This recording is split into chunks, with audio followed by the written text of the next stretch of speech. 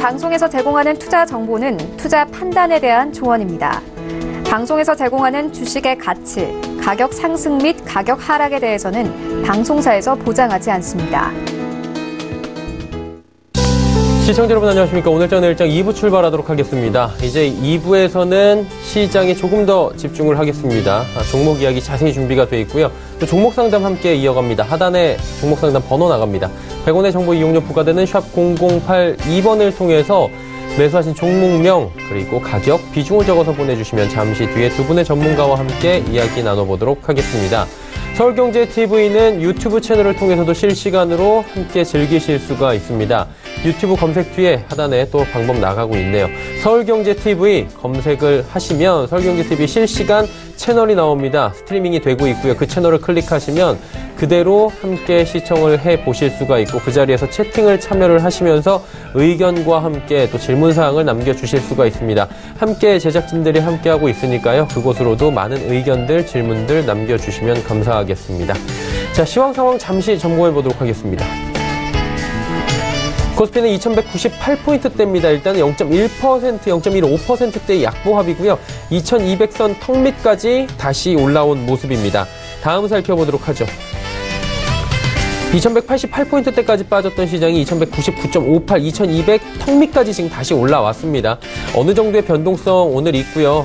종일 하락권에서 움직이긴 하는데 이제 지금 강보합권으로 전환하기 위한 움직임들이 꾸준하게 옷장에서 나오고 있는 모습입니다.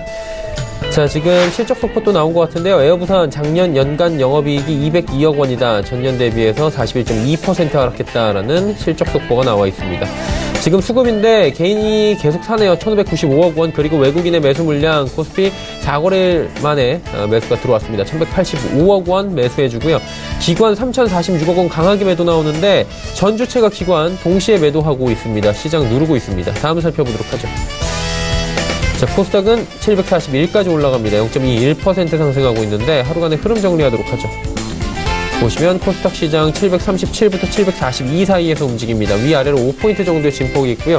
상승 하락을 번갈아 하면서 움직이다가 지금 1시 30분 2시경부터 해서 지금 상승 쪽으로 방향을 튼 모습들 그래프를 통해서 확인이 됩니다. 다음 살펴보도록 하죠. 수급 주체입니다. 외국인이 10억 원 매수로 전환을 했습니다. 그리고 개인이 379억 원 매수하고요. 외국인 종일 매도하다가 지금 전 시간대에 소폭 매도였는데 지금 매수로 전환을 했고요. 기관 234억 원 매도하는 가운데 기관 투자자 가운데에서는 투신이 여전히 42억 원 정도 시장에서 매수해줍니다. 다음 살펴볼까요? 원달러 환율의 흐름입니다. 1125원대에서 거래됩니다. 3원 30전 올라가면서 원화 약세, 달러 강세 흐름 가져가고 있습니다. 금일본 방송에서 제공해드린 정보는 투자 판단에 대한 조언일 뿐입니다. 해당 주식의 가치와 수익률을 보장해드리지 않는다는 점 참고해 주시길 바랍니다. 마감 전략 함께 짚어보겠습니다. 메리츠증권증권 영업부의 권홍섭 대리 연결되어 있습니다. 안녕하십니까? 네, 안녕하십니까? 오늘 옵션 만기일인데 시장 상황이 변동성이 어느 정도는 있는 것 같습니다. 상황 점검해 주시고요. 마감 전략까지 함께 들어볼까요? 네, 오늘 옵션 만기인 날인 우리 증시는 장 초반 기관 매도로 하락 출발하면서 장중 2190선까지 후퇴하였습니다. 그러나 이제 오후 들어가면서 외국인의 매수세에 힘입어 약보합까지 올라온 상황입니다. 1시간 남짓 남은 상황에서 하방보다는 코스피 200 기준에서 284에서 285포인트 사이에서 마무리될 것으로 보여집니다. 오늘은 그 변동성 장세가 크게 나왔는데 두산그룹의 대규모 유상증자를 계획하고 있다는 소식이 나오면서 급락세를 나타냈습니다.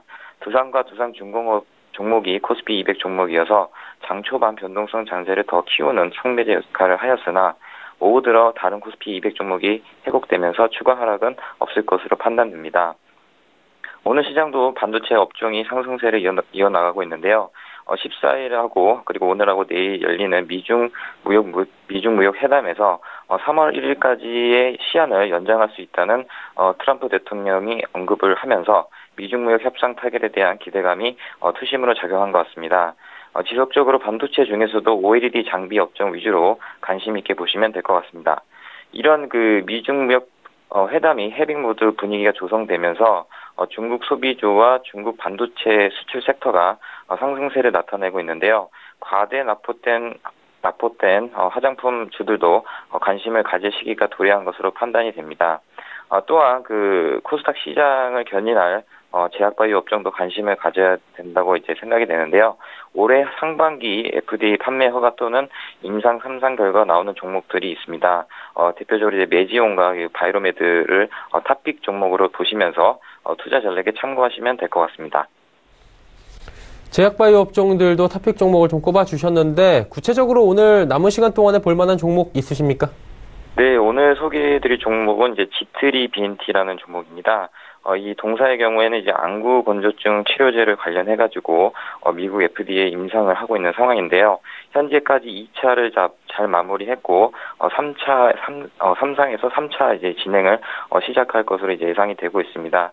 이렇게 돼버린다면 2019년 말이나 2020년 초반까지 인삼 상상이 완료가 되고 품목 허가까지 할 수가 있어서 이런 그 시기적으로 봤을 때는 조금 좀 긴 호흡으로 접근을 하실 종목이다 이렇게 보시면 될 것 같고요. 글로벌 안구 건조증 시장은 전체적으로 한 16억 달러 정도 됩니다. 우리나라 돈으로 한 16조 원, 1조 6천억 정도 된다고 이제 생각이 되고 있는데요. 일단 이러한 그 안구 건조증 치료제 시장이 이렇게 큼에도 불구하고 어떻게 보면 품목 안구 건조증 치료제 품목이 2개밖에 없습니다. 따라서 여기에 대해서 이제 G3BNT가 임상에 대해서 어느 정도 결과만 도출하게 된다면 라이센스 아웃이라든지 아니면 비파마들과 판권 협약을 맺을 수 있기 때문에 그렇게 돼버린다면 지금 그 주가 수준에서 급등할 가능성이 큰 농후하다 이렇게 보시면 될 것 같습니다.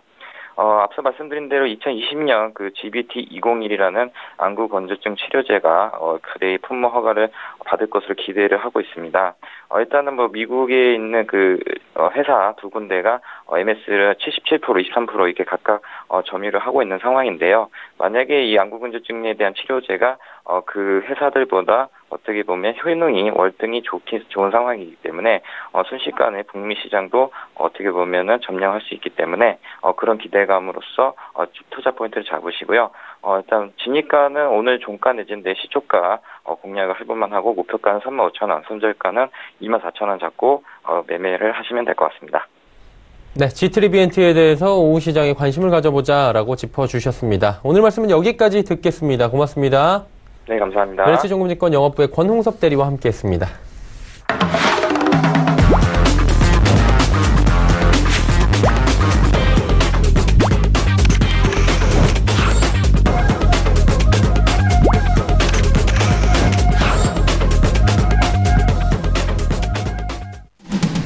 오늘 저는 일정 2부 함께하고 계십니다. 레벨업 트레이딩 타임 시간입니다. 본격적으로 함께할 분들 바로 소개해드립니다. 오늘은 벤자민 투자연구소 신일섭 소장, 스톡프렌즈 이재규 수석 전문가 두 분과 함께합니다. 어서 오세요. 안녕하세요. 네, 이 두 분과 함께 종목 이야기 하나하나 나눠볼 텐데요. 먼저 신일섭 소장부터 출발하도록 하죠. 네, 첫 번째 종목 푸드웨일입니다. 네. 푸드웨일이 아까 전에만 해도 지금 12.23%까지 올랐는데 지금 좀 많이 떨어졌습니다. 장중에 12.23%로 급등해서 이제 뭐 20%대까지 오르나 했는데 좀 그 위에 꼬리를 달면서 지금 현재 시점에는 2.45% 정도 상승하고 있습니다. 어쨌든 오늘 그 장중에 상승폭이 굉장히 크게 올라갔었습니다. 거래량도 붙고. 그래서 이제 관심주에 이제 두고 있었는데 지금 조금 밀렸지만 요즘에 추세가 좋습니다. 일단 음식료품 제조, 도소매 수출 사업 영위하고 있고요. 이거는 기본적인 개요고 농산물 저장 사업 목적으로 설립된 회사인데 이 최근에 같은 경우에는 그 OEM, ODM으로 푸드웰이 많이 그 식품 회사에 들어가요. 우리가 알고 있는 식품 브랜드, 대형 브랜드사에 푸드웰이 OEM, ODM으로 납품하고 있어서 뒤에 잘 보시면 OEM, ODM 회사 푸드웰이라고 써져 있는 음료라던가 식품들이 많이 있을 겁니다. 그리고 최근에는 국내 HMR의 가속 성장 에 따른 수혜가 예상됩니다. HMR은 가정 간편식이죠. 가정 간편식이 너도 나도 지금 대형 그 식품 회사들이 다들 뛰어들고 있는 분야인데 이 1인 가구가 지금 30%대를 넘을 지금 추세로 지금 가고 있기 때문에 1인 가구도 이제 뭐 집에서 가정 간편식으로 그래도 괜찮게 차려 먹고 싶은 심리가 많이 올라가고 있기 때문에 푸드웰의 HMR, 이 시장은 새로운 성장 동력이 될 것이다. 지금 1인 가구가 아까 30%로 가고 있다고 했는데 지금 26.5%에서 30% 그 사이를 지금 지나가고 있는 추세이거든요. 그래서 나중에 결국 1인 가구가 전체 가구 수의 30% 이상을 차지하는 흐름은 지금 막지를 못할 것 같아요. 기혼자들뿐만 아니라 지금 사실 결혼을 안 하려는 사람도 많이 있고 1인 가구가 어쩔 수 없이 된 사람도 많이 있기 때문에 앞으로는 더 늘어날 것입니다. 그래서 OEM, ODM 업체라 HMR 시장이 성장하면서 브랜드들이 푸드웰에 OEM, ODM으로 납품을 해달라 이러면 푸드웰에 어떤 할 일이 많이 생기겠죠. 그래서 OEM 물량이 급증하면서 새로운 어떤 상승, 추세가 형성이 되지 않나 싶고요. 최근의 흐름도 지금 괜찮았지만 사실 계속 꾸준히 올랐던 기업입니다. 1999년부터 시작해서 99년도에 590원일 때도 있었고 2,000원대일 때도 있었는데 2015년 1월 달에 16,350원까지 찍었고 그 급등이 아니더라도 그냥 장기적인 추세를 보면은 꾸준히 우상향을 하는 추세죠. 그래서 식품 기업으로서 안정성 있게 그냥 상장하는 회사인데요. HMR이 조금 더 급성장을 불러오리라 지금 생각이 됩니다. 손절가 6,900원, 목표가는 10,000원입니다. 두 번째는 덕신 하우징입니다.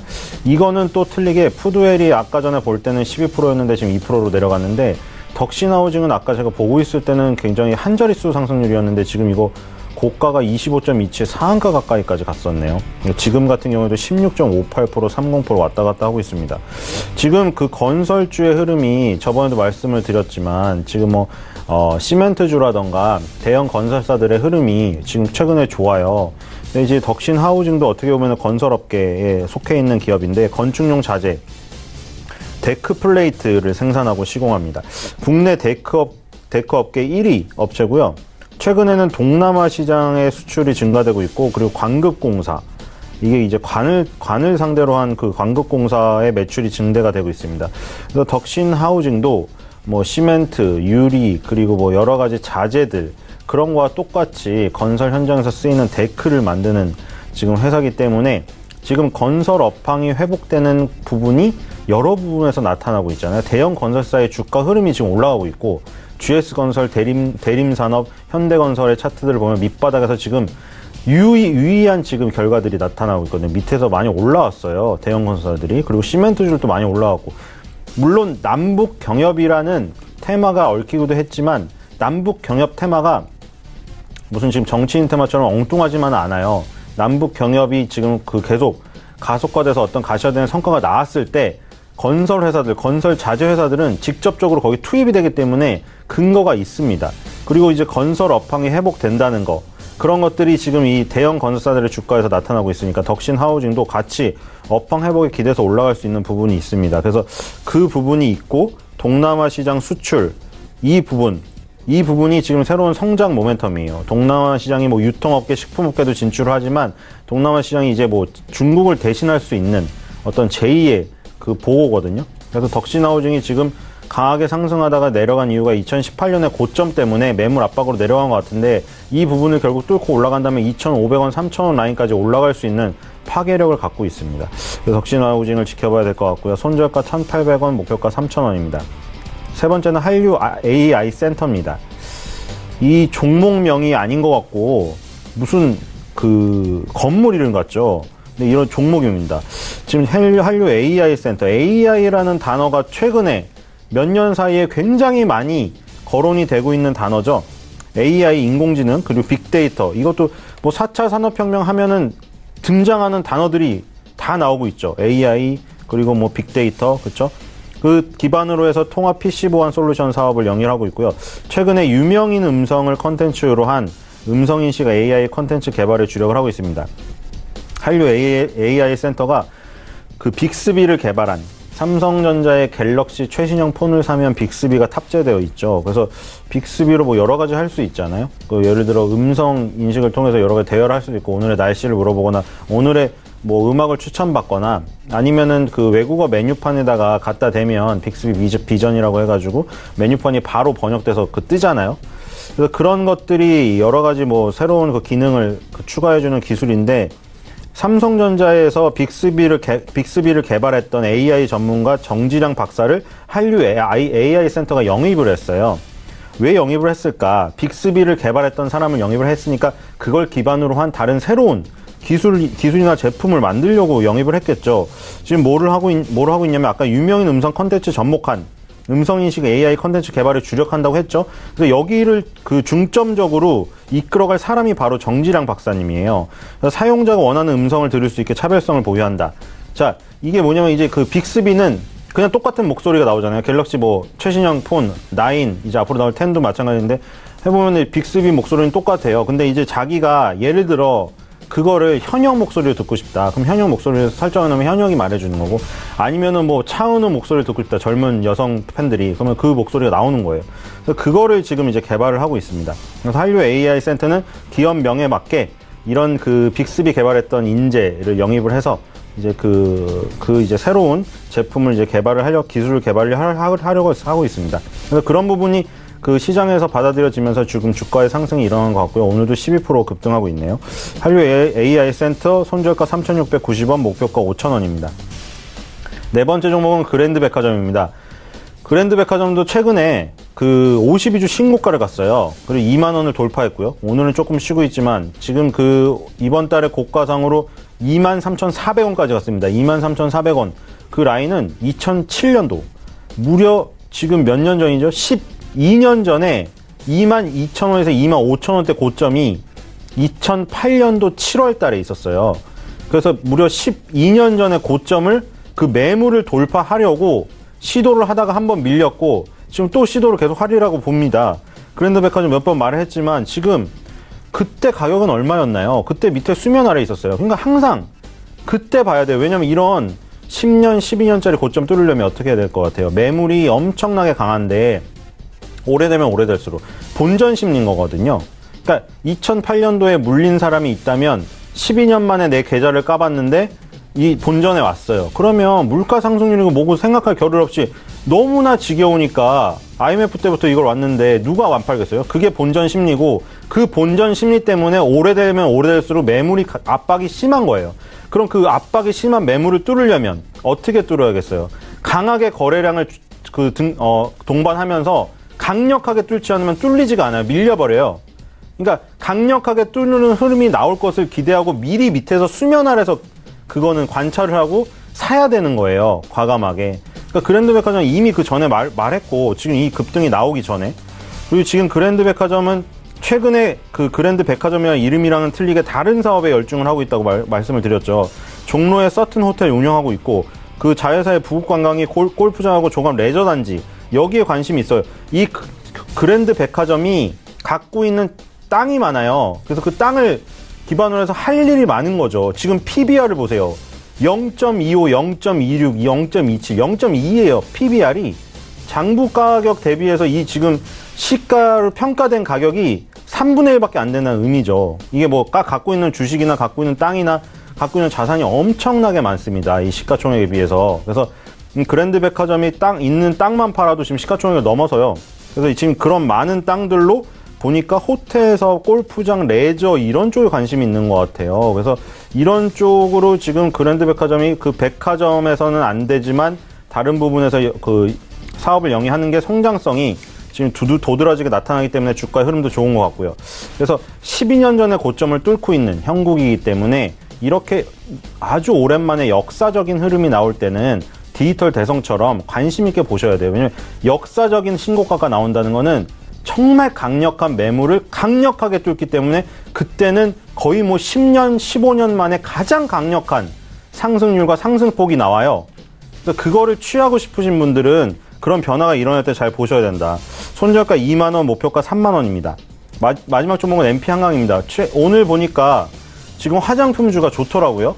지금 화장품주가 급등을 하는데 MP 한강도 지금 화장품주인데 얘는 지금 혼자 소외되어 있어요.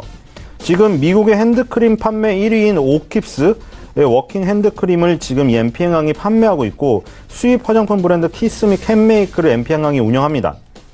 그리고 이런 제품들이 주요 온라인 쇼핑몰 그리고 그 H&B에 다 그 입점되어 있어요. 올리브영 아센스 같은 게 H&B입니다. 자체 화장품 브랜드는 릴리바이 레드를 보유하고 있어요. 그러니까 주로 수입 화장품 브랜드를 대행으로 판매를 하고 자체 화장품 브랜드 릴리바이 레드 요것도 개발을 하고 화장품 사업 쪽으로 이제 완전히 턴어라운드 해서 바꿔서 지금 그 사업을 펼쳐 나가려고 하고 있습니다. 그래서 화장품 업황이 지금 완전히 회복되는 기미는 안 보이지만 밑바닥에서 지금 전반적으로 지금 약간 꿈틀대면서 올라가려고 하고 있거든요. 그래서 결국에는 소외주라고 하더라도 후발로 따라갈 가능성이 있습니다. 그래서 지금 많이 하락해 있기 때문에 오히려 굉장히 그 저점을 살 수 있는 기회도 된다. 이렇게 생각이 되고요. 그래서 손절가 1,600원, 목표가 2,000원입니다. 그랜드백화점 MP 한강까지 5종목에 대한 이야기 함께 들어봤습니다. 자, 이번엔 이재규 수석 전문가의 종목들 이어가도록 하겠습니다. 어떤 종목 가볼까요? 네, 제가 오늘 처음 준비한 종목은 한컴 MBS라는 회사입니다. 이 회사가 한글과 컴퓨터죠.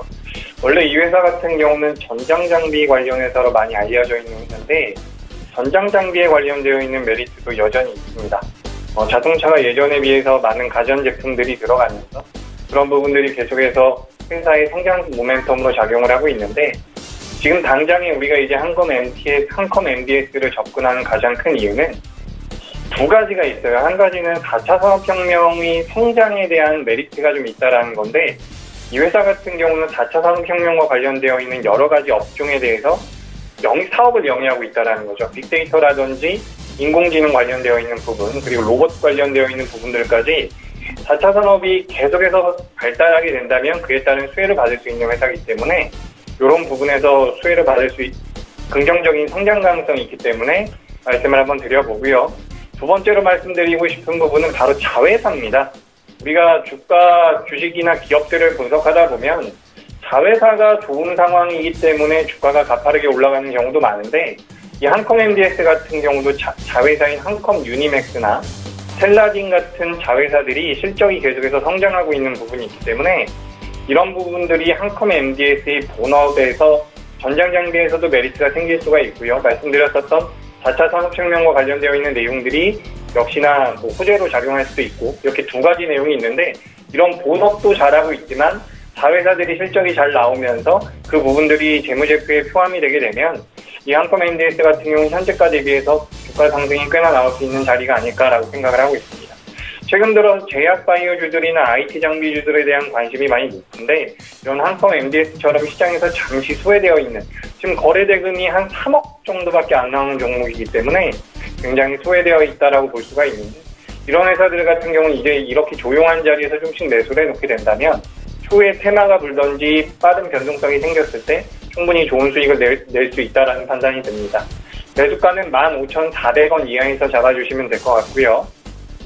목표가는 17,000원, 그리고 손절가는 14,500원으로 잡도록 하겠습니다. 자, 그리고 두 번째 종목은요, 솔리드라는 회사입니다. 제가 일전에 한번 말씀을 드렸었던 회사예요. 이 회사 같은 경우는 제가 3,300원대에서 한번 말씀을 드렸었던 종목인데 많은 분들이 아마 알고 계실 거라고 생각을 합니다. 바로 5G 관련주죠. 5G 관련주로 중계기 국내 1위 업체 회사인데 최근 들어서 잠시 눌리는 모습들, 불과 2주 전만 하더라도 3주 전만 하더라도 4주 전만 하더라도 수소차 관련 테마들이 아주 강했기 때문에 수소차 관련 테마나 일부 경협 테마들을 제외하고 나머지 테마들은 상대적으로 눌리는 모습들이 상당 기간 지속이 됐습니다. 근데 이번 주, 저번 주부터 계속해서 이제 수소차 관련주들이 좀 조정을 받으면서 이렇게 솔리드 같은 5G 관련주들도 충분히 이슈가 될 수 있지 않을까라고 생각을 하고 있고, 안 그래도 어제 이 회사 같은 경우는 거래가 붙으면서 지금 121선에 붙여놓은 상태인데, 지금 작년에 우리나라 같은 경우는 5G에 관련되어 있는 주파수 경매가 마감이 됐습니다. 주파수 경매가 끝났고 2019년도, 올해죠. 올해 3월까지 상용화를 계획하고 있는 게 정부 정책인데, 이 3월 달에 이 5G가 상용화가 된다라고 한다면 우리나라가 전 세계에서 최초가 될 가능성이 높죠. 그래서 우리나라가 전 세계 최초로 그 5G가 상용화가 된다라고 한다면 우리나라뿐만 아니라 다른 나라들도 5G에 뛰어들 가능성이 높고, 그렇게 된다라고 하면 국내 1위 중계기 업체이긴 하지만 전 세계 4위 업체이기도 하는 회사입니다. 이 솔리드라는 회사가. 그렇기 때문에 점진적으로 실적 향상이 예상되고 있는 종목이기 때문에 충분히 메리트가 있는 종목이란 말씀을 드리고 싶습니다. 그리고 4G나 3G에 비해서 이 5G 같은 경우는 중계기가 조금 더 촘촘히 설치가 되어야 된다라고 하니까 매출 역시 잘 늘어날 수 있을 거라고 생각을 하고 있습니다. 솔리드 같은 경우 오늘 121선을 딱 닿아 있는데요. 여기를 좀 넘어서주면 좀 편한 상승이 나올 거라고 보고 있는데 매수가는 3,500원 이하, 그리고 목표가는 4,000원, 그리고 순절가는 3,300원을 드리도록 하겠습니다. 자, 그리고 이제 세 번째 종목을 말씀드릴 텐데요. 세 번째 종목 같은 경우는 대상이라는 기업입니다. 어떻게 보면 굉장히 익숙한 기업이고 어떻게 보면 주식 매매하시는 분들 입장에서는 생소한 기업일 수도 있어요. 우리가 일상생활에서는 많이 만날 수가 있는 기업인데 주식 투자를 하면서 이 정도의 변동성을 띠고 있는 기업들은 잘 매매를 안 하시죠. 근데 지금 시장에서 IT 장비주들이나 제약바이오주들, 남북 병역주들이나 일부 정치 테마주들, 그리고 수소차나 전기차 관련주들이 테마를 이루고 빠르게 움직이고 있기 때문에 굉장히 이런 종목들이 좀 소외되어 있다는 생각이 듭니다. 하지만 기업이라는 것은 어찌됐건 간에 숫자를 가지고 매매를 할 수 있어야 되는 부분이고 숫자를 가지고 증명을 해야 되는 부분이죠. 어떤 숫자를 말씀드리는 거냐면 재무제표에 찍히는 숫자를 얘기하는 거예요. 매출액이라든지 영업이익에 대한 부분인데 이 대상 같은 경우는 아시다시피 식음료 관련 회사입니다. 우리나라에서 식음료 관련되어 있는 기업들의 평균적인 PER이 15배 정도 된다라고 한다면 전 세계적으로 큰 대형 식음료 회사들 같은 경우는 PER이 19배 정도 된다는 거죠.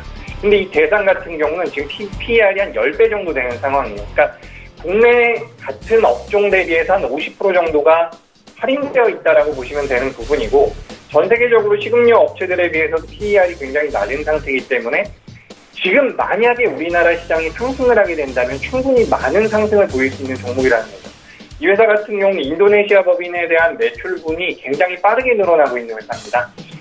처음에 공장을 짓고 나서 이 고정비가 계속해서 들어가는 부분이기 때문에 수익성이 좋지 않았는데 이런 고정비가 굉장히 빠르게 감소했고 작년부터 이 인도네시아 법인의 성장성이 가팔라지고 있는데 인도네시아라는 나라 자체도 성장을 하고 있는 상황이기 때문에 성장하는 나라에서 사업을 하고 있는 이 대상 같은 경우는 인도네시아 법인의 매출 상승으로 인해서 충분한 메리트가 생길 수 있다고 보고 있습니다.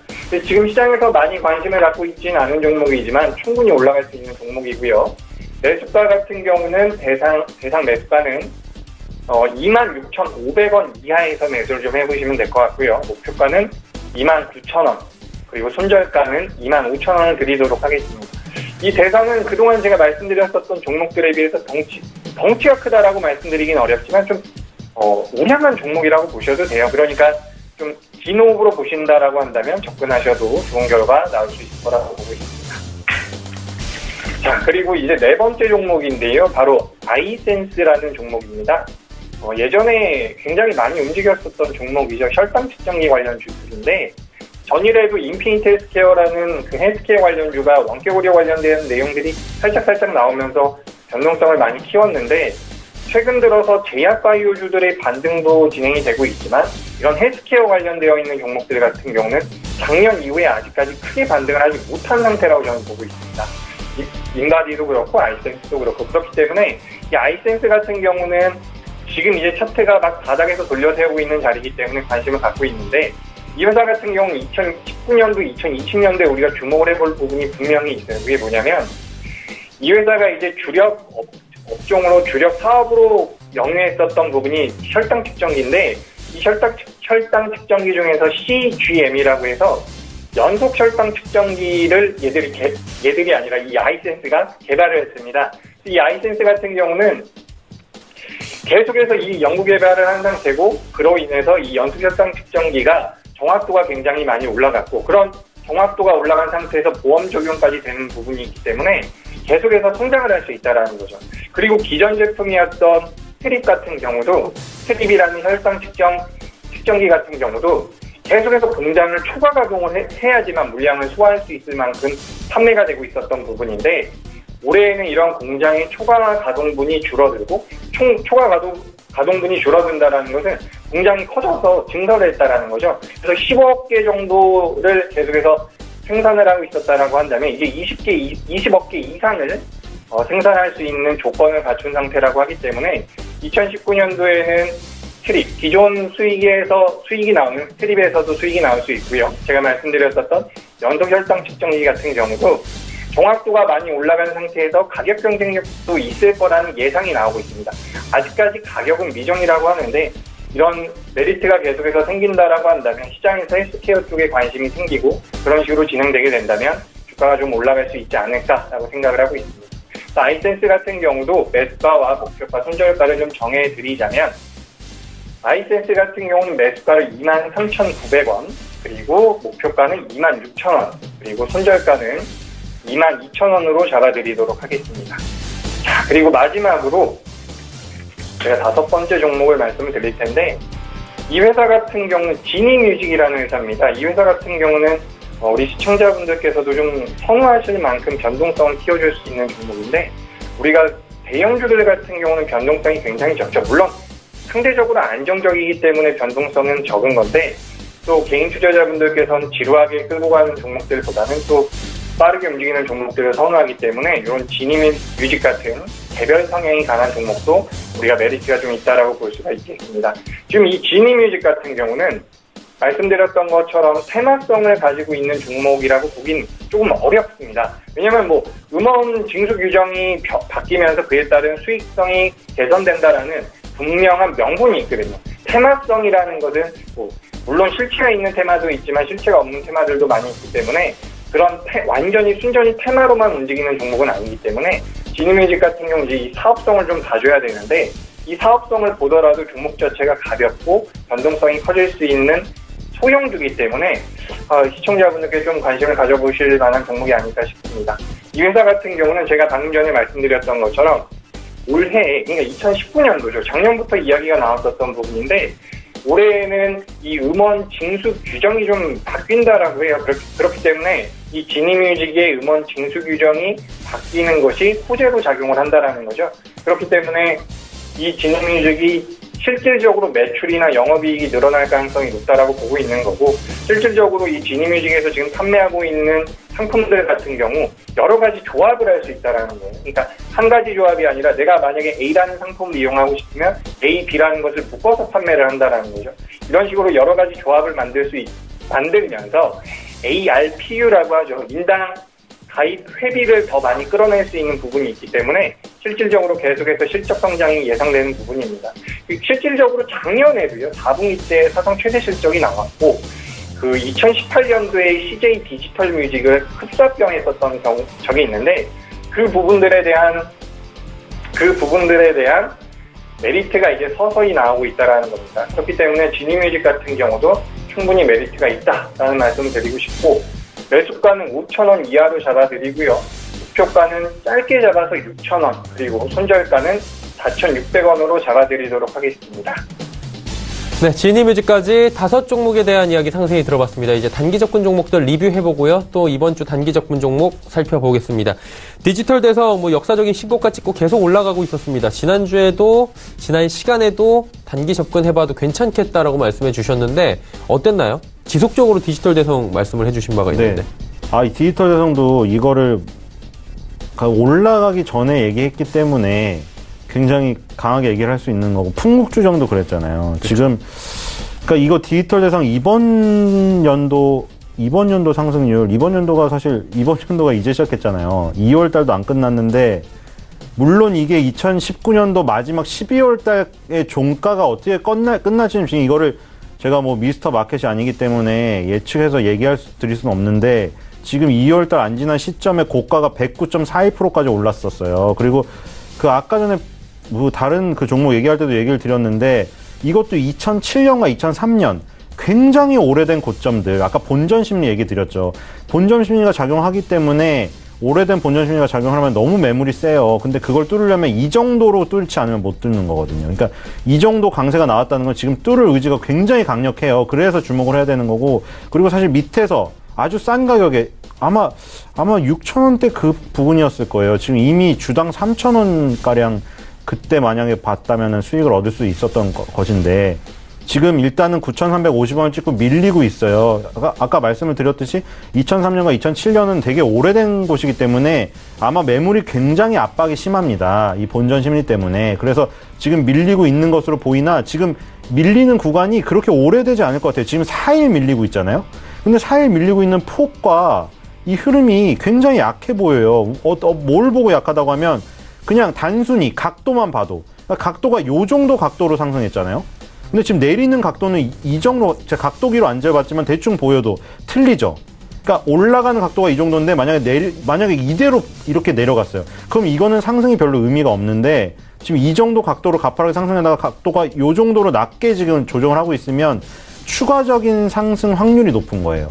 지금 이걸 그러니까 강약 이렇게 생각하시면 되거든요. 올라갈 때도 강약, 내려갈 때도 강약. 그러니까 내려갈 때랑 반대로 올라갈 때 강약이라면 그다음 강이 다시 나올 확률이 높아요. 그래서 이번 주에 조금 쉬더라도 다음 주에 다시 강하게 올라가서 9,000원대 정복한다면 이건 상승이 더 지속되리라고 지금 생각이 돼요. 그래서 저는 10,000원 이상을 지금 바라보고 있거든요. 그러니까 지금 저는 계속 나올 테니까 아마 한번 지켜보도록 하겠습니다.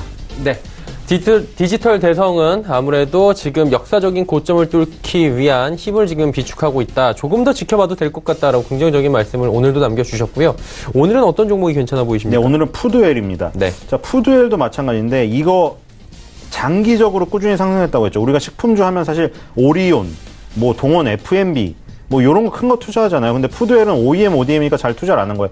화장품에서 생각해 보세요. 아모레퍼시픽, LG생활건강이 완성 그 화장품주인데 한국콜마, 코스맥스, OEM, ODM인데 되게 컸잖아요. 그래서 투자하잖아요. 근데 푸드웰은 그만큼의 위치가 아니어서 소외됐지만 어쨌든 그런 관계에 있는 거예요. 아모레퍼시픽, 코스맥스의 관계처럼 뭐 오리온 푸드웰 이런 거, 롯데칠성 푸드웰 이런 관계예요. 푸드웰이 그 코스맥스, 한국콜마보다는 업계 내 위치나 그런 그 지위가 좀 낮아서 소외되어 있지만 그래도 그런 관점에서 보면 주목을 해야 된다. 지금 음식료 완성업체들의 주가도 흐름도 좋거든요. 그래서 푸드웰이 지금 보면은 4년 연속 이 박스권에 있잖아요. 또 이때 주목을 해야 돼요. 그러니까 4년간의 박스권은 또 강력할 거 아니에요. 근데 그거를 뚫으려면 또 마찬가지죠. 강력히 뚫지 않으면 안 되거든요. 그래서 저희 임박한 것 같습니다. 4년 정도 지금 흐름이 지금 옆으로 기었기 때문에 계속 이렇게 기는 주가는 없어요. 그게 폭락을 하던가 급등을 하던가 둘 중 하나인데 확률이에요. 확률로 급등할 확률이 높아요. 왜냐하면 밑에서 급등했다가 그 윗부분에서 횡보하고 있으니까. 이게 만약에 급락해서 횡보하고 있으면 그게 하락이 멈춘 게 아니라 급락의 그 확률이 높은 거예요. 이거는 반대로 급등했다가 지금 4년간 지금 옆으로 횡보하고 있잖아요. 그럼 위로 급등 확률이 더 높기 때문에 4년간의 박스권에 있을 때 여기서 잘 안 오르더라도 일단 이거는 종목 그 자기 관심 리스트에 넣어놔야 돼요. 왜냐면 여기가 벗어날 때는 급등이 나와버리거든요. 그래서 지금 이 부분을 봤을 때 급등이 나올 수도 있는 확률이고 단기적으로도 그것이 발생할 수 있는 지금 흐름이 올 수도 있다. 지금 푸드웰이 지금 최근에 흐름이 좋기 때문에 그런 부분 때문에 단기 추천주로 푸드웰을 한번 골라봤습니다. 네, 푸드웰 말씀을 해주셨고요. 이재규 수석 전문가 연결합니다. 인피니트 헬스케어 지난 시간에 이야기 나눠봤는데 어땠습니까? 네, 인피니트 헬스케어 같은 경우는 어제 후반부에 좀 강하게 한번 올라왔죠. 그래서 지금 제가 저번 주 목요일에 말씀드렸을 때 종가가 어느 정도 수준이었냐면 6,400원이었습니다. 6,400원. 그래서 지금 7,000원 정도까지 올라왔기 때문에 약 10% 정도가 올라왔다가 조정을 받고 있는 상태인데 제가 아까 전에 말씀드렸던 것처럼 원격 의료에 관련되어 있는 규제 샌드박스가 풀릴 가능성이 있다는 거죠. 아직까지는 확실치 않은 부분이지만 우리가 애시당초에 이 인피니트 헬스케어를 접근할 때 관심을 뒀었던 부분은 3월 달에 있을 의료기기 박람회와 이런 규제 샌드박스에 관련되어 있는 부분으로 원격 의료 진료에 대한 허용 부분이었습니다.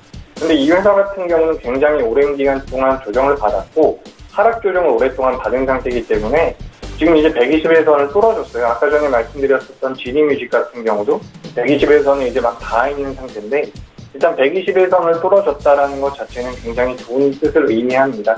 여기서 뭐 당장에 쫓아 들어가긴 어렵지만 제가 처음에 말씀드렸었던 목표가인 7,500원 정도까지는 무난히 올라갈 수 있지 않을까라고 기대를 하고 있습니다. 네, 인피니트 헬스케어 말씀해 주셨는데 자 그렇다면 오늘 시장에서 어떤 종목이 좀 괜찮아 보이십니까? 네, 오늘은 조금 여유 있게 매매할 수 있는 종목을 한번 준비를 해봤습니다. 최근에 변동성이 작은 종목들 같은 경우는 거의 움직이지 않고 변동성이 큰 종목들 같은 경우는 또 생각보다 아주 크게 움직이기 때문에 개인 투자자분들이 따라 들어가기가 굉장히 어려워요. 매매하시기가 어려운 상태인데 제가 봤을 때 이 종목 같은 경우, 지니뮤직 같은 경우는 지금 이제 매수를 해놓고 한 일주일에서 2주일 정도 보유만 해놓는다라고 한다면 우리나라 종합주가지수가 너무 급격히 꺾이지 않는다면 좋은 결과가 나올 수 있을 거라고 생각을 합니다.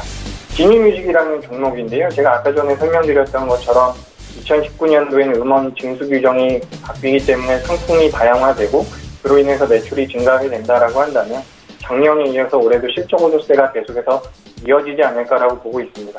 제가 요즘에 통신사를 여러 가지를 쓰고 있는데 우리나라에서 유명한 큰 대기업 통신사를 2개나 제가 바꿔봤는데 이 지니뮤직이 전부 다 연동이 되어 있더라고요. 그래서 앞으로 계속해서 성장성이 있을 거라고 보고 있으니까 오늘 종가로 매수를 해보시고 목표가는 6,000원, 손절가는 4,600원 정도로 잡아드리겠습니다.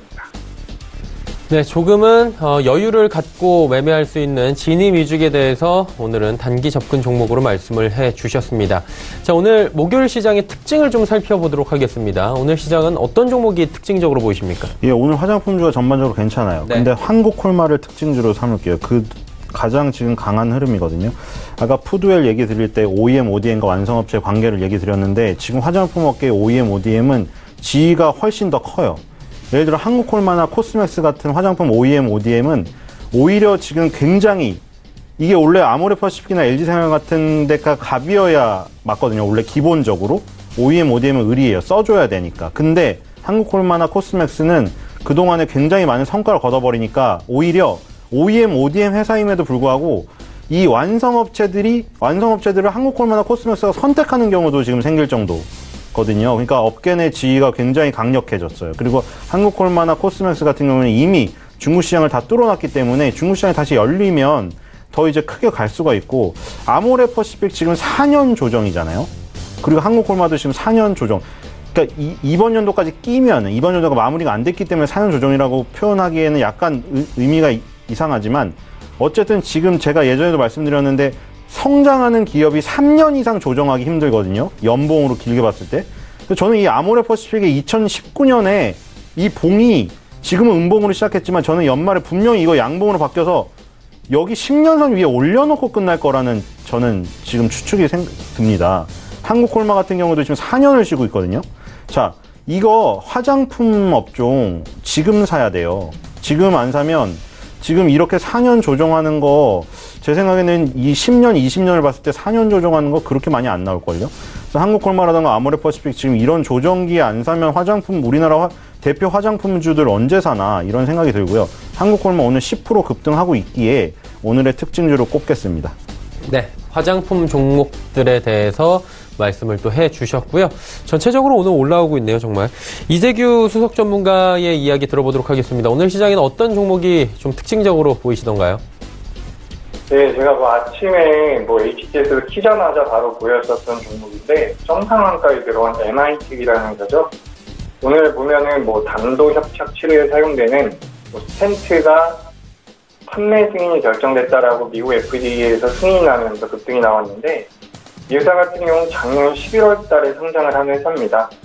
상장된 지 얼마 되지 않은 회사인데, 이 회사의 내용들을 가만 좀 살펴보면 국내 최초로 퇴석술에 필요한 퇴석기를 개발한 회사고, 이 충격파 특허 관련돼서 국내 1위 업체라는 말이 있는데, 이 회사 같은 경우도 아까 전에 말씀드렸었던 아이센스라든지 인피니트 헬스케어 같은 헬스케어 의료기기 관련주라고 보시면 될 것 같습니다. 그래서 제가 지금 작년에도 그렇고 재작년에도 그렇고 제약바이오가 굉장히 강하게 올랐는데, 헬스케어 어떻게 보면 관련이 좀 있는 쪽이죠. 사실 건강에 관련되어 있는 부분이기 때문에 앞으로 성장성은 계속해서 이어질 거라고 보는데, 제약바이오에 비해서는 주가 흐름이 너무 약했었던 섹터가 이 헬스케어 쪽이기 때문에 MI텍 같은 급등이 나와주면서 헬스케어 쪽도 이제 의료기기 관련주들도 조금씩 올라갈 수 있지 않을까라고 생각이 됩니다.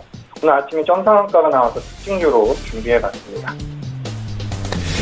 네, 오늘 시장의 특징주들을 하나하나 살펴봤고요. 이제 종목 상담 바로 이어가도록 하겠습니다. 100원의 정보 이용료 부과되는 샵 0082번으로 보내주셨는데 지금 보내주셔도 됩니다. 궁금하신 종목 있으신 분들은 종목명, 가격, 비중 적어서 보내주시길 바라고요. 자, 첫 번째 종목 갑니다. 4956번님, 현성바이탈 2670원에 비중 10%. 신 소장님 어떻습니까, 이 종목? 지금 일단 그 실적과 주가의 흐름, 그러니까 우리가 흔히들 기본적 분석이라고 해서 재무제표를 보고 기술적 분석이라고 해서 차트를 보고 이러잖아요. 차티스트들은 기술적 분석에 굉장히 의존하기도 하고, 왜냐면 그런 재무적인 분석을 해서 다 되려면 회계사들이 그냥 재무제표 분석 제일 잘하니까 회계사들이 돈 벌어야 되잖아요. 못 벌죠. 그러니까 기술적 분석 차티스트들은 자 봐라, 차트가 답이다. 근데 이제 결론적으로 말해서 둘 다 좋으면 제일 좋은 거잖아요. 맞죠? 재무제표도 좋고 기술적 분석까지 다 좋으면은 그럼 차티스트도 만족하는 거고 기본적 분석을 본 재무제표를 분석하는 기본적 분석가도 만족하는 거고 그렇죠? 다 좋죠. 그리고 이제 뭐 거기다가 이제 덧붙여서 뭐 언론에서 이제 스포트라이트를 받거나 뭐 증권사 보고서가 나오거나 이러면 더 붐업이 되는 거. 그것까지 플러스 알파. 근데 이제 지금 이 현성 바이탈은 일단 기술적인 차티스트가 봐도 계속 내려가는 차트고, 예를 들어 회계사가 재무 분석을 한다고 해도, 그리고 회계사가 아니더라도 일반적인 그냥 사람이 보더라도 매출액과 영업이 그냥 매년 줄어들고 있네. 자, 그럼 두 개가 다 그쵸? 이 기본적인 재무제표 분석도 안 좋고 기술적인 분석도 안 좋아요. 두 개가 겹쳤잖아요. 그쵸? 제일 좋은 거는 차트도 좋고 재무 분석표도 좋은 건데 얘는 둘 다 안 좋아요. 그러면은 둘 다 좋은 것도 많을 거 아니에요. 모든 종목들 중에. 그쵸? 지금 코스피 코스닥 종목 중에 모든 두 개 다 좋은 것도 많을 텐데 두 개 다 나쁜 거를 골라야 될 이유는 그렇게 크지 않지 않나. 뭐 이게 정말 나중에 어떤 우리가 아무도 지금 예상하지 못한 사업을 준비하고 있는데 극비리에 나만 알고 있다. 그러면 이 가격이 너무 싸기 때문에 그 초급등을 노리고 살 수 있지만 그런 세력이라던가 그런 뭐 이미 미리 알고 있는 게 아니라면 지금은 굉장히 어려운 상황이란 거죠. 두 개를 다 봤을 때. 그래서 2,670원이면 지금 약간 이익이에요. 그래서 이익이니까 어쨌든 10원이라도 이익 보는 게 어디예요. 그래서 좀 반등을 이용해서 팔면 어떤가 싶습니다. 지금 내용은 아까 전에 그 우리가 말했던 화장품 업종과 관련이 있어요. 화장품 판매 사업도 영위를 하고 있기 때문에 건강기능식품 판매업이 주된 사업이지만 최근에 화장품들은 건강기능식품하고 같이 겹쳐 있어요. 아까 제가 말씀드린 한국콜마도 그래요. 순수 화장품 코스맥스가 더 만들고 한국콜마는 건강기능식품이 코스맥스보다 더 OEM, ODM을 많이 하거든요. 그럼 겹쳐 있어서 업황이 제가 좋아질 것이라고 예상을 했기 때문에 그럼 이것도 가지고 있어야 되지 않냐. 그런데 제가 한 말은 그 말이죠. 굳이 두 개가 나쁜 것보다는 차트와 재무분석표 두 개가 좋은 것도 또 많은데 굳이 두 개가 나쁜 거를 다른 것도 냅두고 할 필요가 있냐. 그 얘기죠. 그러니까 지금 이거 보면은 기술적으로 마무리를 말씀을 드릴게요. 10개월 선이 보면은 계속 막히고 있잖아요. 그쵸? 분홍색 선. 희한하게 거기만 가면 몇 번이에요. 눈으로 대충 봐도 한 6번? 그러니까 지금 이거 10개월 선을 뚫기 굉장히 어렵다는 거예요. 계속 내려가겠죠. 거기 맞고 떨어지고 맞고 떨어지고 맞고 떨어지고 계속. 이거 아까 강약 얘기했잖아. 올라갈 때 강약이면 올라가서 다시 강하게 할 확률이 높다. 이건 반대죠. 내려갈 때 강하고 올라갈 때 반등이 약하니까 또 강하게 내려가고 약하게 반등하니까 또 강하게 내려가고 그 다음 또 약하게 반등하니까 그럼 이번엔 또 어떻게 되겠어요? 또 강하게 또 저점을 깰 확률이 높겠죠. 그러니까 지금은 10원이라도 이득 내고 파는 단기적인 반등인 부분인 거죠. 그래서 2,670원 10%니까 이득을 조금 보시고 파세요. 그리고 아까 말씀드린 차트도 좋고 재무분석표도 좋고 이 화장품 건강기능식품 사업을 영위하는 다른 종목으로 갈아타면 아주 좋다. 이렇게 생각이 됩니다. 네. 마지막 말씀이 굉장히 아주 좋다. CF 듣는 것 같네요. 자, 다음 종목 상담 이어가도록 하겠습니다. 7749번님, 인텔리언테크 14,500원에 비중 30%입니다. 이재규 전문가님 어떻게 봐야 될까요? 네, 인텔리언테크 한번 보도록 하겠습니다.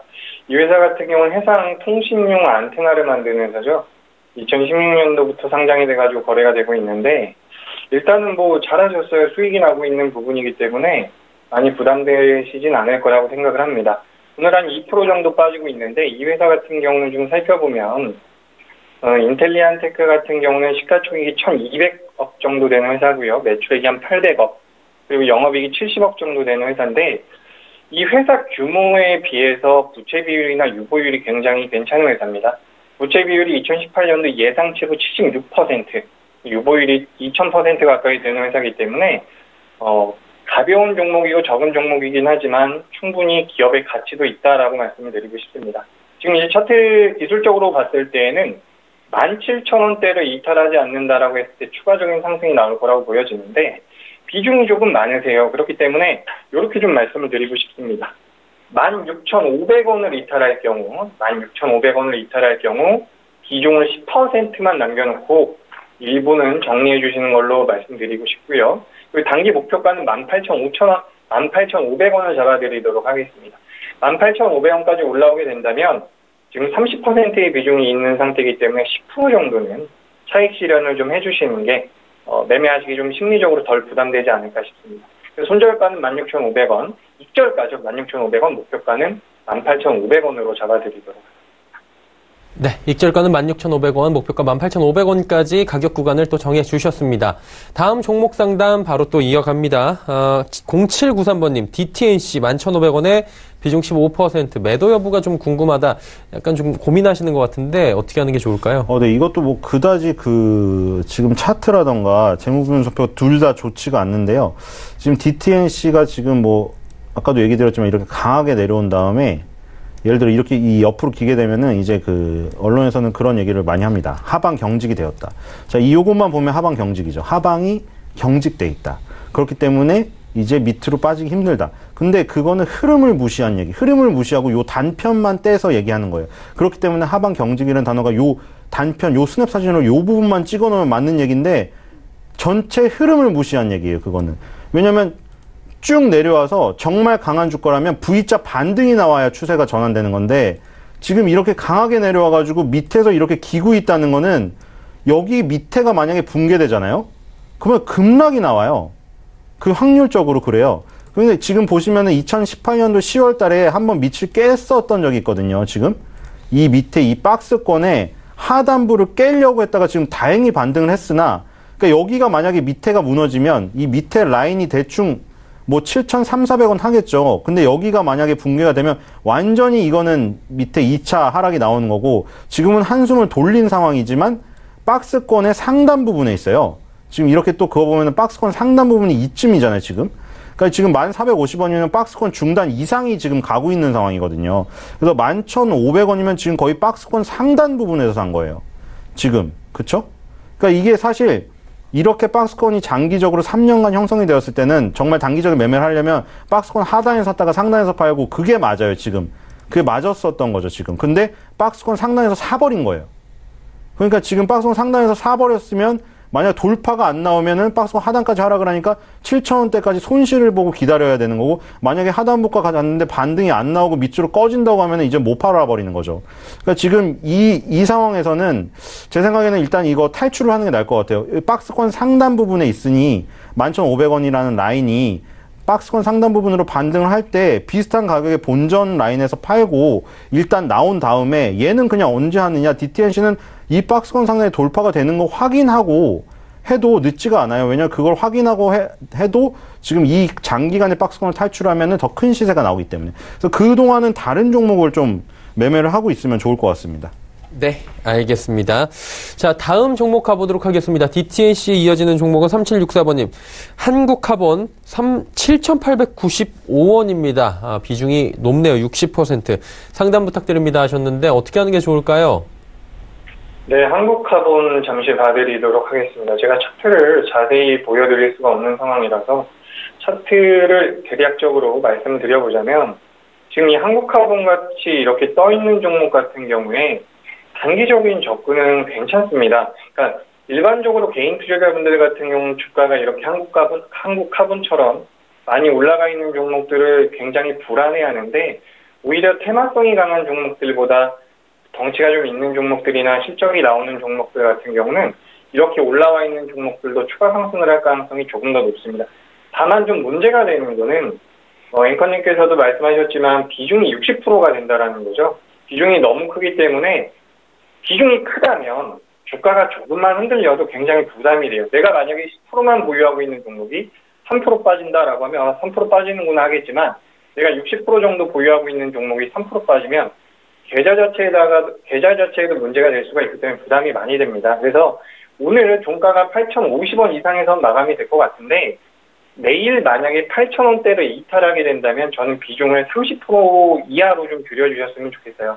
그래서 말씀드리고 싶은 것은 내일 8,050원을 이탈할 경우 비중을 30%까지 줄여달라. 어차피 익절이긴 한데 30%까지 비중을 줄이셔야지만 추가적으로 상승을 한다라고 했을 때도 혹은 하락을 한다라고 했을 때도 비중적인 부분에서 부담이 덜할 거라고 생각을 합니다. 목표가는 8,500원을 잡아드릴 텐데 8,500원까지 올라온다라고 하더라도 이 60%의 비중이 정말 작은 금액이면 모르겠지만 그래도 좀 큰 금액이라고 한다면 저는 비중을 30% 이내로 좀 줄이셔가지고 매매하시는 게 맞다라고 생각이 됩니다.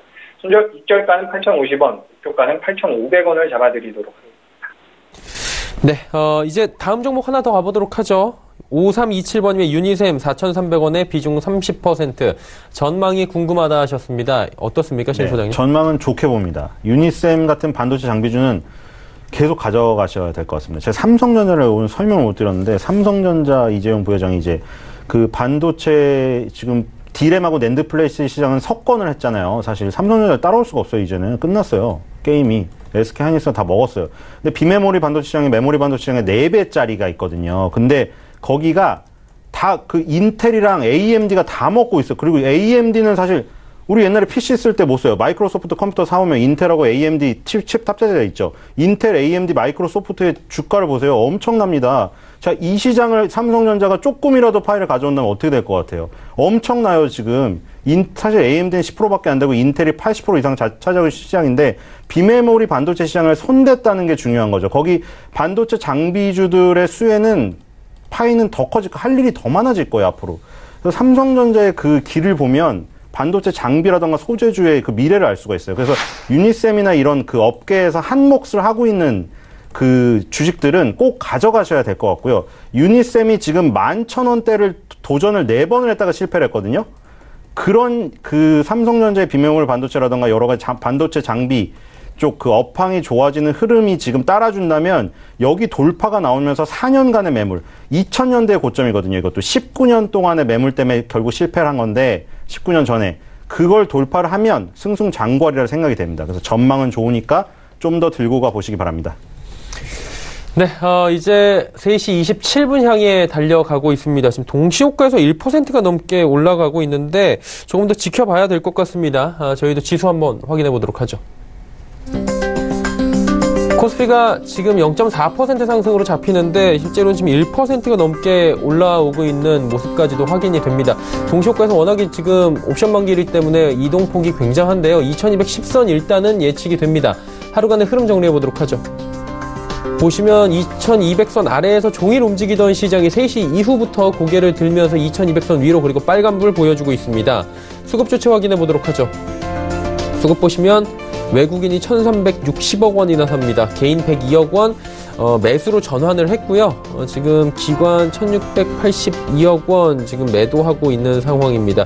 전체적으로 기관 주체들은 연기금이 지금 반대로 422억 원 매수가 들어오네요. 장 막판에 지금 굉장히 수급이 빠르게 변동을 하고 있는 모습입니다. 종일 팔던 연기금이 422억 원 장 후반에 대량 매수 들어왔다. 이 부분 체크하셔야 될 것 같습니다. 시총 상위주들 확인합니다.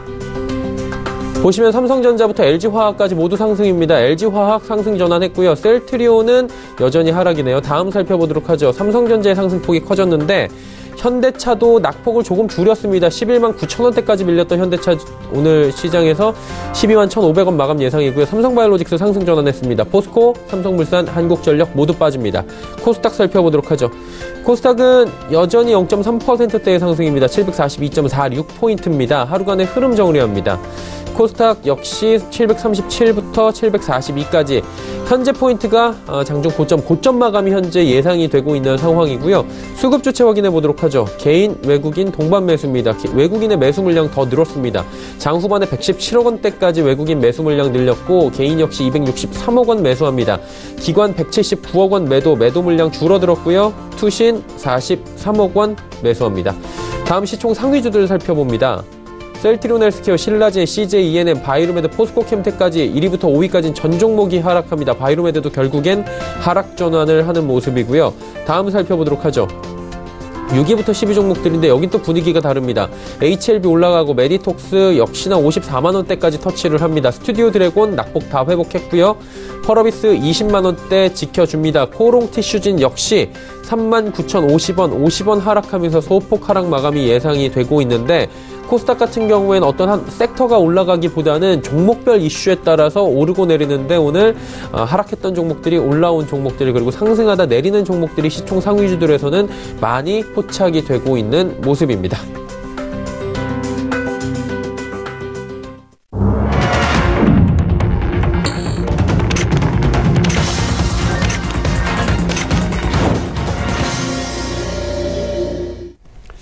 자, 목요일 시장 모두 마감이 됐습니다. 일단 지수 정리하기 전에 오늘 시장에 대한 이야기를 좀 나눠보도록 하죠. 신 소장님은 어떻게 보셨습니까? 예, 오늘 완전히 마감은 안 됐지만 일단 예. 삼성전자랑 하이닉스가 상승폭을 늘려서 끝내는 걸로 보이네요. 지금 그 업종에서도 보니까 의료 정밀 업종이 1위를 차지했어요. 단연 4.06%. 물론 의료 정밀 업종의 종목이 6개밖에 없긴 합니다. 근데 그중에 KC텍이 13.29% 상승했는데 아까 유니셈과 같은 업종에 있어요. 반도체 장비 소재 업종이거든요. 아까 말씀드린 그 반도체 쪽의 미래는 밝다. 삼성전자가 4배에 해당하는 지금 비메모리 반도체 시장을 손댄다고 했으니 SK하이닉스가 뭐 삼성전자의 그런 이재용 부회장의 말이 무섭다며요. 정말 항상 한다고 하면 이제 무서우니까 그쪽 시장이 커질 거는 같아요. 삼성전자의 왕의 기한이다. 얼마 전에 이런 뉴스가 나왔죠. 왕이 기한을 했으니까 그 왕을 따라가는 저런 신하들이라고 좀 그러나요? 협력 관계에 있는 그런 회사들의 주가도 좋을 것으로 지금 예상이 됩니다. 그래서 KC텍도 지금 급등을 한 것 같고요. 그 다음에 섬유의복 업종이 지금 이제 상승폭이 제대로 10%대로 10포인트대로 내려갔는데 섬유의복 업종이 2등을 차지를 했고 그 다음에 이제 전기전자 업종이거든요. 지금 오늘 보니까 섬유의복과 음식료업 이런 경기 방어 업종이라던가 내수주 이런 것이 2개가 섞여 있고 의료용매가 전기전자, 민간 업종이 2개가 섞여 있어요. 그러니까 혼재된 상태로 끝났는데 여기서 특징만 보자면 역시 지금 뭐 시장은 아직도 삼성전자가 왕의 기한을 했지만 이런 경기 방어주, 내수주들이 조금 더 반등을 하는 추세고 그리고 이제 뭐 이 반도체 쪽 관련해서 비메모리 반도체 쪽에 진출한다고 하는 새로운 성장 모멘텀 때문에 이쪽이 각계적으로 움직이고 있는 시장인 것 같습니다. 네, 알겠습니다. 오늘 시장에 대한 이야기 남겨주셨고요. 이재규 수석 전문가님은 시장 어떻게 보셨습니까? 네, 오늘 뭐 옥션 만기이기 때문에 좀 변동성이 나왔죠. 종가 부분에 우리나라 시장이 오히려 좀 올라오면서 마감이 됐는데 삼성전자와 SK하이닉스가 상승폭을 조금 더 키우면서 마감이 됐습니다. 반면에 최근 좀 강한 모습을 보였었던 코스닥 같은 경우는 코스피보다는 좀 약하게 마무리가 됐는데 양시장 모두 굉장히 견조해요. 제가 이 방송을 하면서부터 계속해서 말씀드렸던 것처럼 개인 투자자분들이 지금 지난 10월부터 작년 10월부터 올해 1월부터 계속해서 매도를 하고 있는 부분입니다. 오늘은 좀 매수를 하는 부분이네요. 오늘은 코스닥 같은 경우 매수를 했고 코스피 같은 경우 오늘도 매도를 하고 있는데 지금 계속해서 개인 투자자들은 매도 기조로 이어가고 있는 부분이기 때문에 그거를 매수한 기관들과 외국인들은 본전 매도를 하기 위해서 매수하는 게 아닙니다. 여기보다 주가가 더 올라갈 확률이 있다라는 거죠. 우리가 3월 초에 있을 미국과 중국의 그런 협상 관련되어 있는 이슈들만 잘 넘어간다라고 한다면 시장이 조금 더 상승할 가능성이 있다라고 보고 있기 때문에 우리 시청자분들이나 개인 투자자분들도 좀 여유 있게 매매를 하시면 좋은 결과 나올 거라고 생각합니다. 네, 오늘 목요일 시장에 대한 이야기 그리고 향후 시장에 대한 개괄적인 이야기를 두 분이 해주셨습니다. 벤자민 투자연구소 신일섭 소장, 스톡프렌즈의 이재규 수석 전문가였습니다. 두 분 고맙습니다. 감사합니다. 자, 지수 정리합니다. 코스피가 0.62% 올라가면서 2215포인트대에서 거래를 마감을 했는데 코스피 같은 경우에는 지금 장 후반에 기관이 매수에 들어온 모습이 포착이 됩니다. 계속 지금 변동이 좀 나왔는데 최종적으로 기관이 2225억 원 금융투자 쪽에서 어마어마하게 장 후반에 지금 동시호가의 매수가 들어온 상황입니다. 외국인 매도로 잡힙니다. 지금 510억 원 완전히 바뀌었습니다. 개인도 장 후반에 1901억 원을 팝니다. 오랜만에 옵션 만기일의 변동성이 동시호가에 굉장히 크게 들어왔고요. 코스닥 살펴봅니다. 코스닥 같은 경우에는 별 변동성은 없었습니다. 동시호가에 742.20포인트로 0.3% 상승 마감이고요. 원달러 환율 짚어봅니다. 3원 40전 올라가면서 1125원 10전에 거래를 마감했습니다. 자, 오늘 시장의 이슈들 정리해드립니다. 김동섭의 마켓뷰 출발합니다.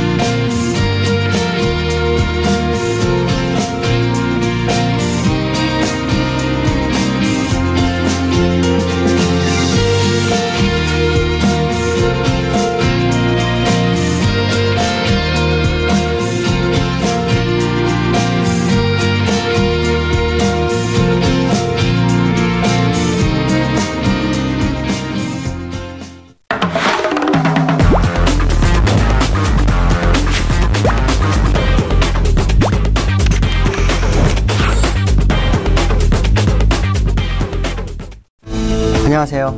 김동섭입니다. 오늘 옵션 만기일이죠.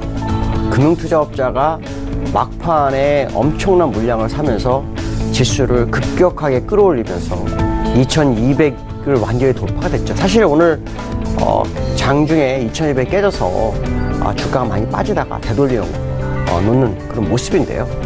오늘 특징은 외국인들이 계속 매수 대응을 해줬어요. 실제로 기관도 매도했고 외국인도 매수는 소폭밖에 없었고 개인만 매수 대응을 했습니다.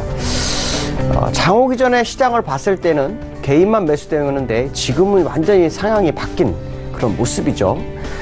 보시면은 기관들이 오전에는 매도를 했고요. 외국인들은 매수를 했습니다. 아마 외국 기관들이 상당히 매도를 많이 했어요.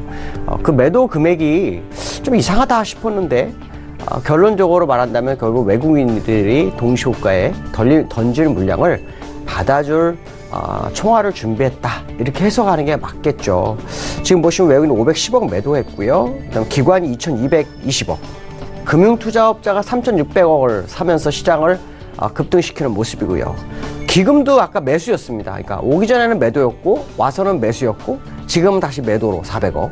이렇게 되면은 결국 금융투자업자들이 자기 포지션상의 이익을 추구하기 위한 전략적 행보가 오늘 이루어졌다라고 봐야 될 것 같고, 기관들이 동시호가 이렇게 한 번에 끌어올린 적은 정말 몇 년 만에 처음이었던 것 같다라고 말씀드릴 수 있고요. 오늘 그 아시아 시장 보면요, 전부 빠지고 있어요. 전부 빠지고 있는데 우리나라만 1%대 상승을 했기 때문에 아마도 내일 그 영향권에 들어가지 않을까라는 부분이죠. 일반적으로 기관이나 외국인들이 동시호가에 글로벌 시장과 다른 모습을 보였을 때는 항상 그 다음 날에 상당히 좀 어려움을 겪었다라고 생각한다면 지금 기관들의 매수세가 내일로는 약간 부담이 될 수 있지 않을까, 뭐 이런 생각을 해봐야 될 것 같습니다. 글로벌 이슈에 대해서 보도록 하죠. 어저께 미국장이 상승했는데요. 재미난 거는 무역협상에 대한 기대감이 계속 시장에 나오고 있다라는 거죠. 근데 사실은 트럼프 대통령이 발언이 어저께 두 가지가 있었다고 했었죠. 그 두 가지 발언을 통해서 우리는 알 수 있는 게 있습니다. 뭘까요? 일단 시장에 재료가 완전히 노출됐다. 왜냐하면 중국과의 무역 협상 가능성이 보여지고 있고, 그에 따라서 관세도 약간 기간 연장을 해줄 수 있는 그런 뉘앙스를 줬고요.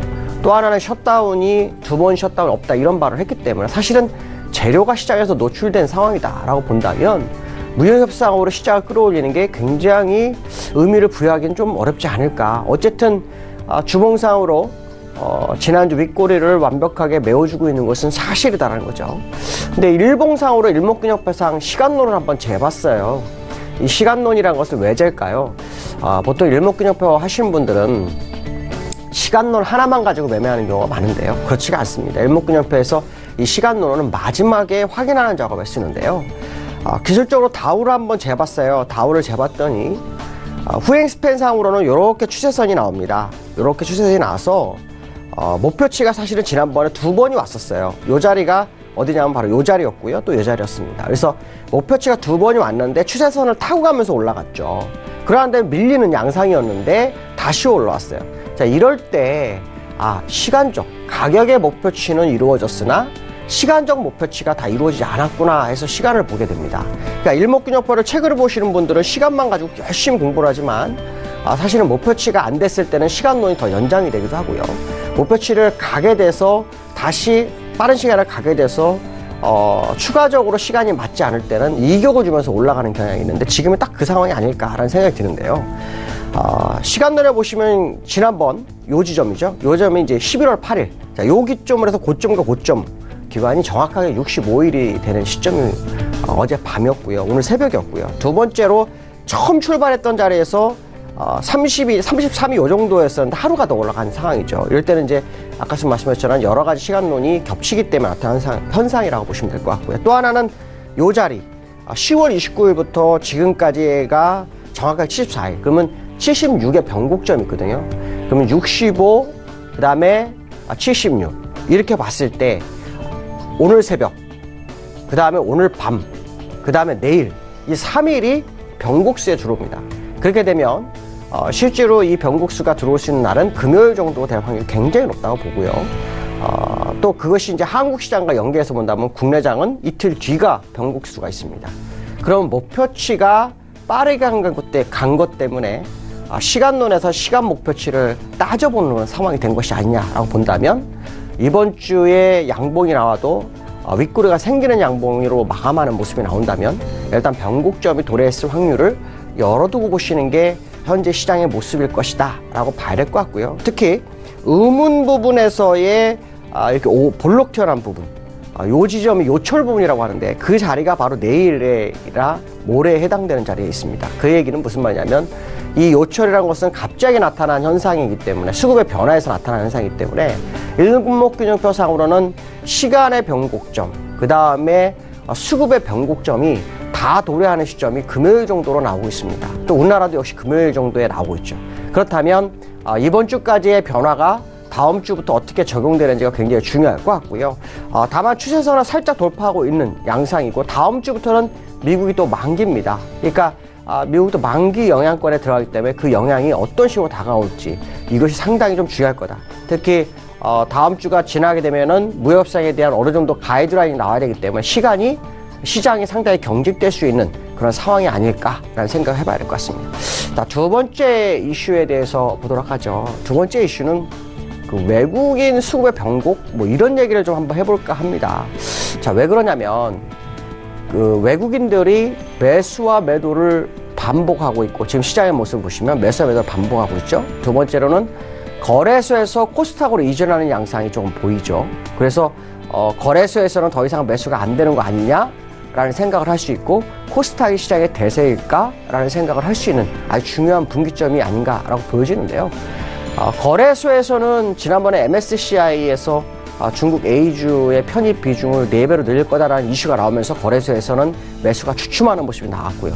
그러고 난 다음에 상대적으로 시장이 뒤처져도 코스닥으로 시장의 모습이 나오는데요. 시장 일각에서는 패시브 자금이 이번 만기가 지나면서 많이 빠져나가지 않을까라는 우려를 굉장히 많이 하고 있다라고 본다면 지금 외국인들은 일단 시장에서 빠져나갈 명분이 하나씩 생기고 있는 그런 과정일 것이다 라는 생각을 해봐야 될 것 같고요. 그 상황 속에서 거래소보다는 코스닥 쪽에서 방향성을 제시할 수 있는 상황이 아닐까라는 부분을 봐야 될 것 같습니다. 왜냐하면 코스닥이 사실 지수 대비로도 많이 낙폭이 있었고 또 반등 대비로 코스피보다 상당히 적었기 때문에 아마도 외국인들은 일단 전체적인 수급에서는 국내 시장에서 약간 빠져나갈 공산이 크고요. 코스닥에서는 오히려 매수 비중을 유지하면서 시장에서는 약간 혼란을 줘서 안 나가는 것 같은 모습을 좀 주지 않을까. 그러나 전체적인 흐름상으로서는 외국인의 수급 변곡이 나타날 수 있다라는 생각을 한번 해봐야 될 것 같은데요. 기술적으로 보시면 국내 시장도 역시 이런 모습이 나옵니다. 똑같은 양상이죠. 목표치가 지난번 이 자리에서 나왔고요. 눌리면서 이격이 나왔어요. 시간의 변곡으로는 이틀 뒤가 나옵니다. 정확하게. 그러면은 내일, 월요일 정도가 되겠죠. 그럼 미국의 금요일로 본다면 월요일부터가 변곡점이라고 보여진다고 판단을 할 수 있는 그런 모습인데요.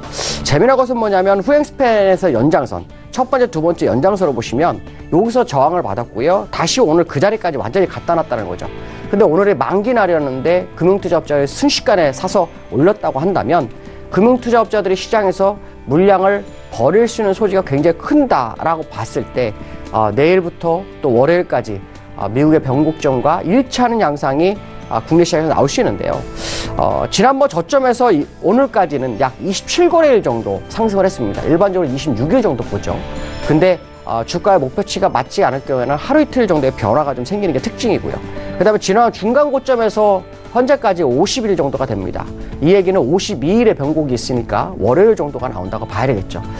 제가 왜 이 말씀을 드리냐면 앞에서 말씀한 것처럼 주가의 일목균형표상의 주가의 목표치를 재는 거는 1차적으로 목표치를 댔는데 시간적인 목표치가 채워지지 않았기 때문에 이격을 주면서 목표치 채운 상황이 미국과 국내 시장에 다 나타나는 양상이 나타나고 있다. 특히 그 시점에서 셧다운 마무리가 됐고요.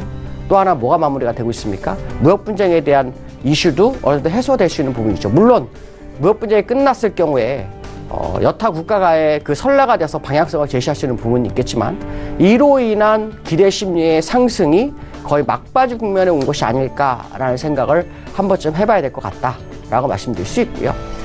그 다음에 내일의 전략에 대해서 한번 보도록 하겠습니다. 사실 오늘 제가 오기 전에는 2200을 이탈을 했어요. 그래서 2200선 하루 만에 이탈 이런 제목을 가져왔는데 동시효과에 날려버렸죠. 일반적으로 이 만기의 나라는 지수를 예측하기는 굉장히 어렵습니다. 왜냐하면 순식간에 포지션이 변하기도 하고요. 또 기존의 포지션을 이익을 추구하기 위한 어떤 세력 간의 싸움에서의 변화이기 때문에 사실 이 타이틀은 틀렸지만 어쨌든 2225가 올라서 시장에는 상당히 긍정적인 마인드로 갈 수 있는 부분이죠. 그러나 분명한 것은 앞에서 말씀드린 것처럼 이격이 없다라는 것이 문제가 될 거고 또 국내 시장을 이끌어갈 만한 종목들이 상당히 부재되어 있습니다. 삼성전자 같은 경우에는 오늘 운 좋게도 추세선 돌파를 했어요. 그러니까 이걸 보면은 올라갈 수 있는 부분이 있죠. 외국인이 근데 제가 말씀드린 매수를 하지 않았다라는 거 본다면 삼성전자 하나로 추세 돌파했다 해서 추세가 완전히 살아났다라고 보기는 좀 어렵지 않을까 이런 생각을 해봐야 될 것 같습니다. 어려운 장 속에서 시장 대응이 굉장히 어렵습니다. 오늘 막판에 들어온 금융투자업체의 물량이 내일 다시 시장에 나온다면 오늘 상승분을 반납할 수 있는 부분이 좀 있다라는 생각하시면서 시장 접근하시면 맞지 않을까 이렇게 말씀드릴 수 있을 것 같습니다. 오늘 여기까지 하겠습니다. 감사합니다. 김동섭의 마켓뷰 함께 하셨습니다. 금일 본 방송에서 제공해드린 정보는 투자 판단에 대한 조언이었습니다. 해당 주식의 가치와 수익률 보장해드리지 않는다는 점 참고해 주시길 바랍니다. 오늘 전 일정 저희가 준비한 소식은 여기까지입니다. 편안한 오후 시간 보내시길 바랍니다. 저희는 내일 오후 2시에 더 알찬 소식을 들고 찾아뵙도록 하겠습니다. 함께해 주신 여러분 고맙습니다.